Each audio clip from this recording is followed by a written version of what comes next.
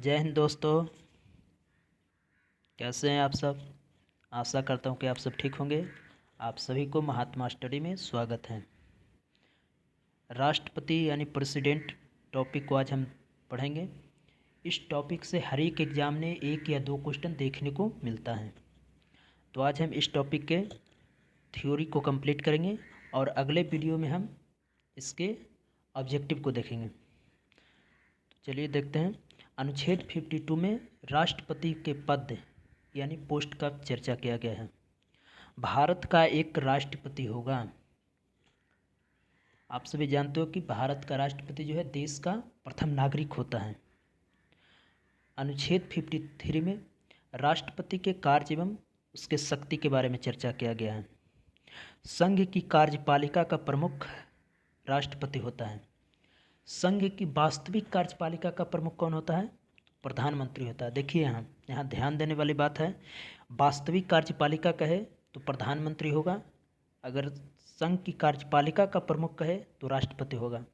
वास्तविक लग जाने से आंसर चेंज हो जाएगा, आपका प्रधानमंत्री हो जाएगा। चलिए अगले अनुच्छेद को देखते हैं। अनुच्छेद 54। अनुच्छेद 54 में राष्ट्रपति के निर्वाचन के बारे में बताया गया है। राष्ट्रपति का निर्वाचन में कौन कौन शामिल होगा? तो राष्ट्रपति का निर्वाचन निर्वाचक मंडल द्वारा होता है। अब निर्वाचक मंडल में कौन कौन होता है? तो निर्वाचक मंडल में देखिए, लोकसभा का निर्वाचित सदस्य, राज्यसभा का निर्वाचित सदस्य, राज्य के विधानसभा का निर्वाचित सदस्य जिसे एमएलए या विधायक बोला जाता है, केंद्र शासित प्रदेश दिल्ली और पुडुचेरी, केंद्र शासित प्रदेश दिल्ली और पुडुचेरी में विधानसभा है, इसलिए वहाँ के भी निर्वाचित सदस्य राष्ट्रपति के निर्वाचन में शामिल होते हैं। अब कौन कौन शामिल नहीं होते हैं तो देख लीजिए। लोकसभा में 2 जो राष्ट्रपति के द्वारा मनोनीत किया जाता है, राज्यसभा में जो मनोनीत किया जाता है, विधान पार्षद का सदस्य इसमें शामिल नहीं होते हैं। और चलिए अब अगला देखते हैं। अनुच्छेद 55 निर्वाचन की रीति। तो निर्वाचन की रीति में है अप्रत्यक्ष। राष्ट्रपति का निर्वाचन अप्रत्यक्ष होता है। अप्रत्यक्ष कहने से तात्पर्य होता है कि यानी इनडायरेक्ट, यानी इनडायरेक्ट मतलब जनता के द्वारा राष्ट्रपति नहीं चुने जाते हैं, यानी जनता के द्वारा चुने गए प्रतिनिधि के द्वारा राष्ट्रपति का वोटिंग होता है। यानी जनता एमपी और विधायक को चुनता है, वही राष्ट्रपति के वोटिंग में शामिल होते हैं। तो यानी अप्रत्यक्ष रूप से मतदान होता है। किस प्रणाली से होता है? समानुपातिक प्रतिनिधित्व प्रणाली, एकल संक्रमणीय मत पद्धति, ये भी बहुत इंपॉर्टेंट है ये दोनों। अब चलिए अनुच्छेद 56 में राष्ट्रपति के पद अवधि का बात किया गया है। तो राष्ट्रपति जब से शपथ लेते हैं, राष्ट्रपति 5 साल तक अपने पद पर बने रहते हैं। उसके पहले भी वो उपराष्ट्रपति को त्यागपत्र दे करके अपना पद छोड़ सकते हैं। महाभियोग के द्वारा भी राष्ट्रपति को कदाचार के आधार पर हटाया जा सकता है। चलिए अनुच्छेद 57 पुनः निर्वाचन।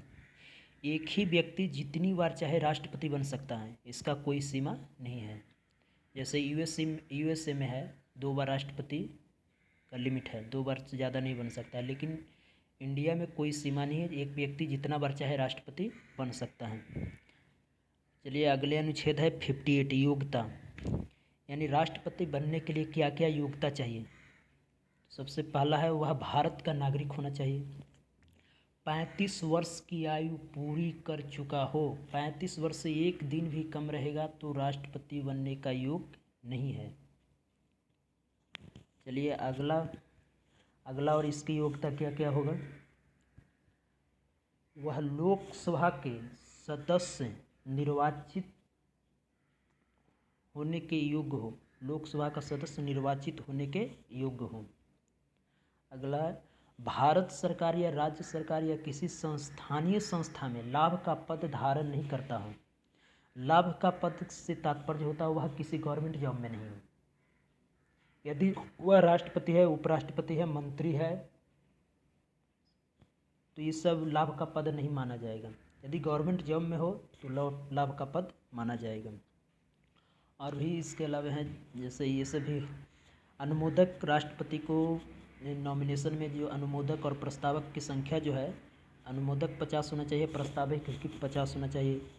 राष्ट्रपति का जमानत का राशि जो जमा किया जाता है वो 15,000 रुपया जमा किया जाता है, जो RBI के पास जमा रहता है।